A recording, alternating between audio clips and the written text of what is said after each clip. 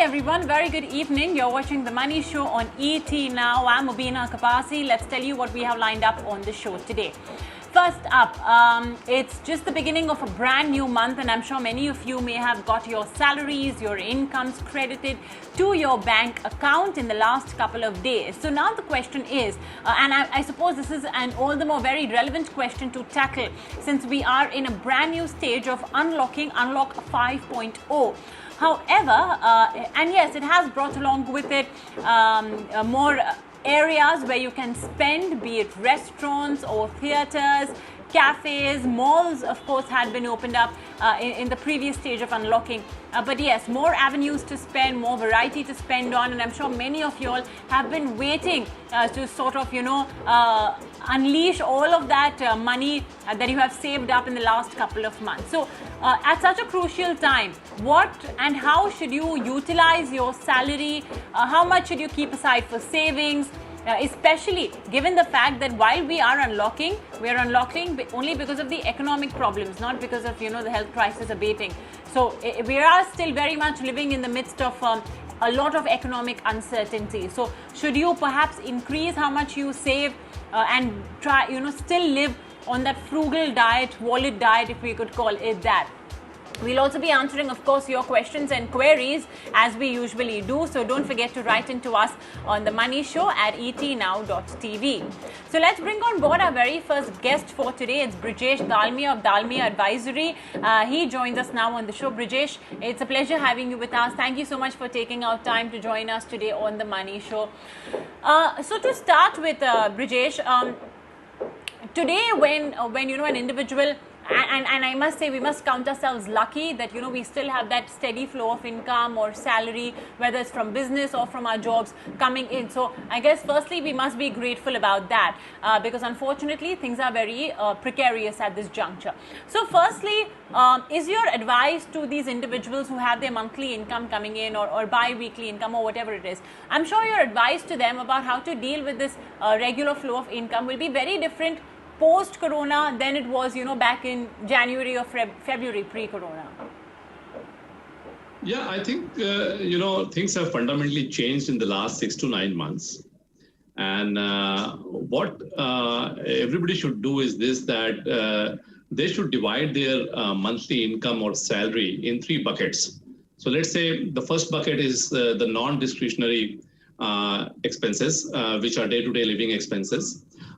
Then the next bucket should be savings bucket, the amount of money you want to save for your future. And the third bucket should be discretionary expenses which are your wants, which are not kind of need. So on a mental level, people should have 3 buckets of allocation of their salary. So the first bucket should be around, let's say, 50%. They should be prepared to expend on their day-to-day needs. And then what makes important at this point of time is that many people have lost their job or there is a salary cut. And so the savings has gone down. So it is very, very important that you should now think about at least 20 to 30% of your monthly salary to be earmarked towards savings and investment. And you should put this money away the moment you get that money in your bank account. So maybe you can do some SIPs or maybe park your money in a debt fund. But the first 20 to 30% of the money should be blocked so that you don't consume that probably the way you may be doing it in earlier times. So you can write it down at a place that how much you want to save and how much you want to spend and have a budget kind of thing. But primarily create a 3 bucket system, that the first bucket will be 50%, which will be used for your cost. The second bucket could be your savings, which is 20 to 30% of your net salary after taxes. And the last bucket, if you have any discretionary expenses, you can use it for that. If you apply this process, probably it will help you a lot going forward.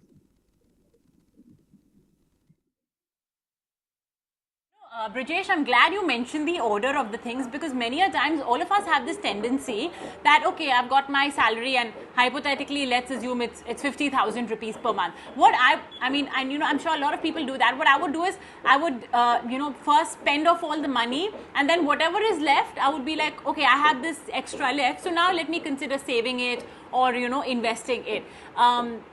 So how important is it? How important is it then to follow that order of what you've mentioned and follow the other way around, where you actually first invest and save and then manage your expenses in the balance?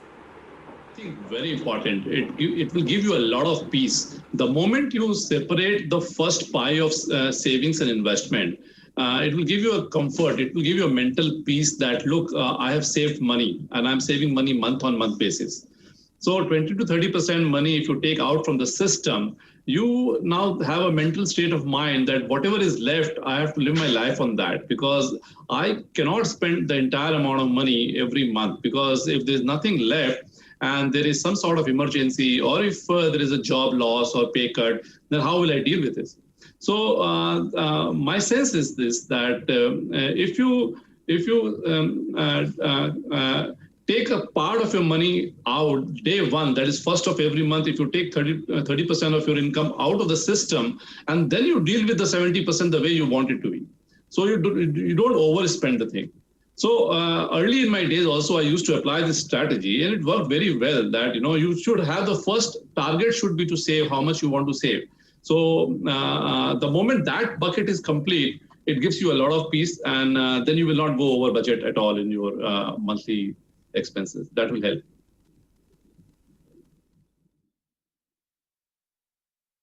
All right. And yeah, it sort of will instill this habit as well of perhaps not overspending, because you know that you just have this much to spend.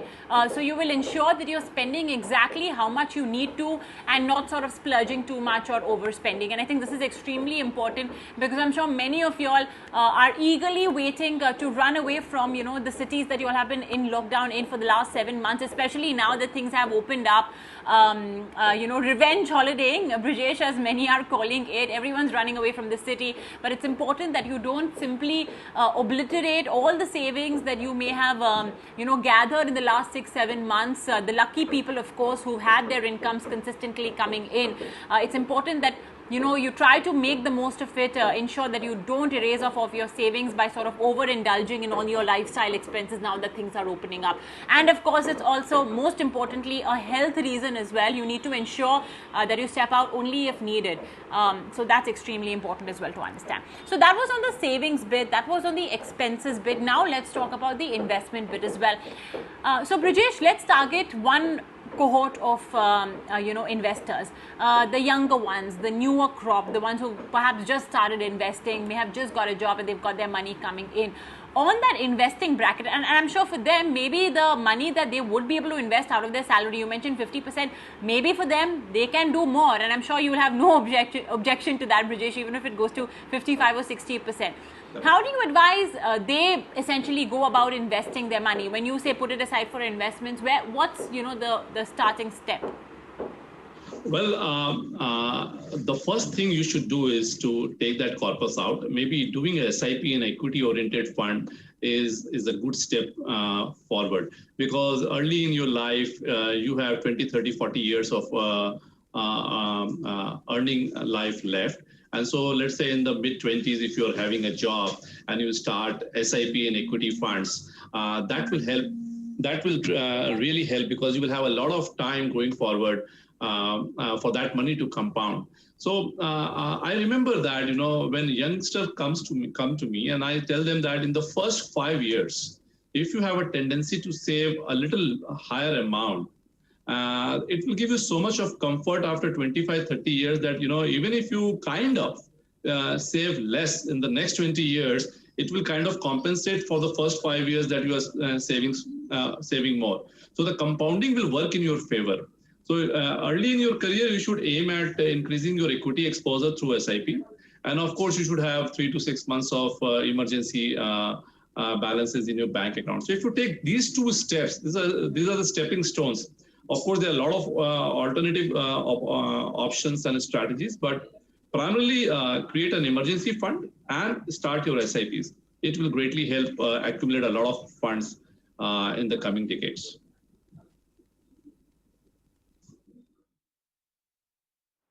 Okay, so equity exposure should be higher for individuals who are younger, who have more time on their hands, or have a longer time horizon. For them, ensure that you keep a larger proportion of equities.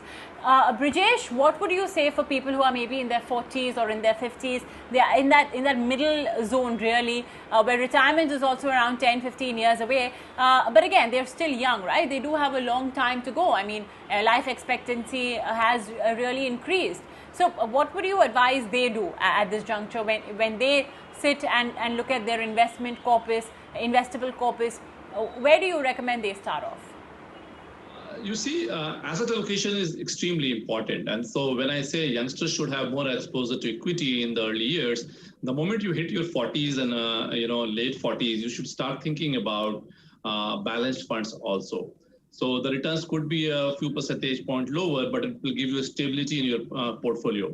When you hit 40, 45, and 50, you should start thinking about that return is not the only thing that you are looking at. You also need to think about preserving the capital that you have built till now and to take lower risk on your portfolio as compared to when you were in the early 20s. So maybe a mix of balanced fund and equity fund, and of course, depending upon your risk appetite and your future goals, a component of debt fund should be there. So have a quite balanced approach that a part of your money goes into debt to meet your goals, which are less than 5 years. And any goals which are above 5 years, you should probably kind of split your money into a balanced and an equity fund. In case of emergency, and don't panic if the markets are going down, because you still have 10, 15 years ahead of you in terms of your earning income. So returns will come only if the tide turns in your favor in the equity market. And markets have a tendency to go down, and probably you will have to stay put for 3-4 years also. So add a little bit of balanced fund in your portfolio and you should do well.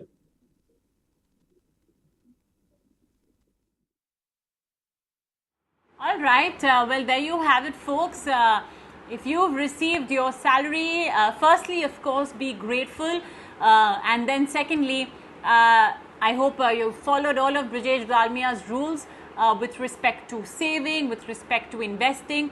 But make sure, most importantly, that you first set aside the percentage of your salary towards saving, towards investment, and then what's left is used for your expenses, essential and discretionary. So you know what, folks, we'll do one thing. We'll take a very short break right here on the show, but when we return, we will be getting on board your questions and queries. So if you have any questions about how to go about investing, or how to essentially categorize maybe expenses, you can write into us on the Money Show at etnow.tv, and we'll get it answered after this very short break.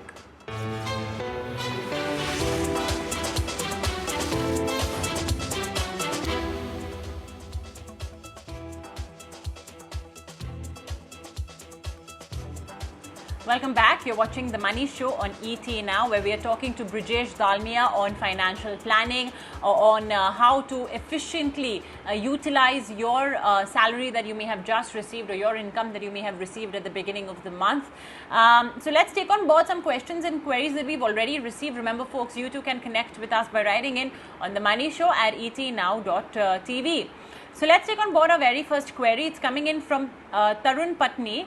He says that commodity expert Jim Rogers told ET Now that gold will rally. I'm glad Tarun is an avid viewer of ET Now. He says, I have some gold coins, bricks and wife's jewelry. I have 5 lakh rupees that I can invest. Should I invest more in gold? So he already has some gold exposure, but some of it is also in the form of jewelry, which is not something that you can really cash in on when gold goes to 55 and 57,000 rupees, obviously, Brijesh. So what would you advise? He has 5 lakh rupees to invest. Do you think gold is a good avenue, or if you could, since Tarun has not really mentioned much about his overall investment portfolio, if I could frame this question in another way, how much of my portfolio, of all my investments, should be in gold? So on a strategic basis, 5 to 10% of your investment portfolio in gold is good. On a tactical basis, it could be 20 or 30 or 40%, but most investors do not invest on a tactical basis. So for the set query, if you have 5 to 10% of your investments into gold, that should be good enough. My suggestion is that don't count your jewelry into your gold investment, because you never know the actual value of that gold which is being converted to make a jewelry. The actual value could be quite less than what you perceive. You should probably have gold investment in a sovereign gold bond kind of product, which is issued by Reserve Bank of India, or through mutual fund gold funds. If you have 10% exposure, it should be good enough. The second point is that irrespective of the market prices of the gold, it should have a strategic positioning in your portfolio. So whether gold has gone up or by 50% in the last 1 year, or it doesn't move up in the next 2 years, should not worry you. This is a strategic decision, and irrespective of what experts are saying, you should look at your portfolio, because when you hear an expert, with due respect to them, they don't know about your personal portfolio and your time horizon. So even if gold is expected to go up, you should not invest just because you have heard someone that gold will go up, because actually gold has already run up in the last 6 months to 9 up quite a bit. So if you have 10% exposure in gold, that should be good enough. And if you are really personally bullish on gold, you can increase that to 15, 20%. From my side, the best way to invest in gold is sovereign gold bond, which also gives you 2.5% interest, which kind of compensates in case there is any negative return in gold in the near future. And this is also tax-free after 8 years in terms of the gold appreciation. So that's it. If you're having 10%, good enough. As far as the 5 lakhs is concerned, I really can't answer this question because I don't know what is your investment portfolio size. So if your size is 50 lakh rupees of investment, then probably you can have a 3-4 lakh rupees further investment in gold. But if your total portfolio is less than 10 or 20 lakh rupees, then 5 lakh rupees further investment in gold at this point of time, with gold having gone up by 50%, may not be very much suitable for you.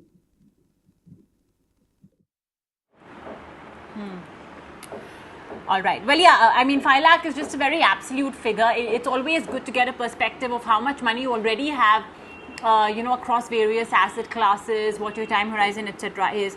And yeah, roughly 5 to 10% is good from a strategic basis. Tactically, it can go to 20 to 30%. For example, many must have believed that, okay, gold is going to rally because there's so much uncertainty in the market. So maybe I can put in a little in gold. Okay, let's move on and take on board one more query. Dinesh writes into us saying that my mutual funds are reporting losses even after the market rally. What should I do? I've been investing for my retirement, which is 10 years later. I don't need any money right now as my income suffices me. He hasn't mentioned which mutual funds or anything, but in general, I think, Brijesh, this is something you were talking about earlier as well. Maybe since his retirement is 10 years later, I'm assuming that Dinesh must be roughly maybe 50 or 55. And I think this falls straight into that bracket that we were discussing in the earlier segment. So if you could just reiterate your response for Dinesh, for viewers like Dinesh, what should they do given the market is falling? All right. So, Mobina, there are two parts to this question. One is that he already has 10 years of time left. In that case, he should not worry. But what he should consider is this, that he suggests that his investments are into losses, even though markets have run up. So he needs to check. I think he must have invested in mid caps and small caps. And he's comparing these investments in mutual funds with large cap and index. So what investors generally do is that they take into consideration Sensex and Nifty, and then they compare their portfolio, while they might have invested in a small cap and mid cap. If you really see small cap and mid cap are still down even after 2-3 years, and the index perspective also, mid cap index is down by maybe more than 10-15% from the highest level, and small cap is down by more than 30% from the highest level. So that's not the right way to judge your investment portfolio. What you should do is this, that you should compare the returns of the benchmark of the scheme in which you have invested, Mr. Dinesh. And if your fund is able to beat the benchmark year after year, then you don't have to worry at all, because that is a good indication that your fund manager is doing well. Yes, if you see that the benchmark returns are not being beaten by the fund manager even after 3 years, then it's time to switch. Then you need to find out better schemes, better funds, or change from small cap and mid cap to maybe a multi cap or a large cap fund. So to pinpoint your question in terms of the solution that I can give you, look at the schemes in which you have invested, compare it with the benchmark, and you still have 5 to 10 years time, and you should not do anything in a hurry. You should not book losses just like that. Do a proper checkup into your portfolio. And if you have invested only in mid cap and small cap, then my suggestion is that 40 to 50% of your portfolio should be in the large cap category also. Otherwise, the risk is very high in your portfolio.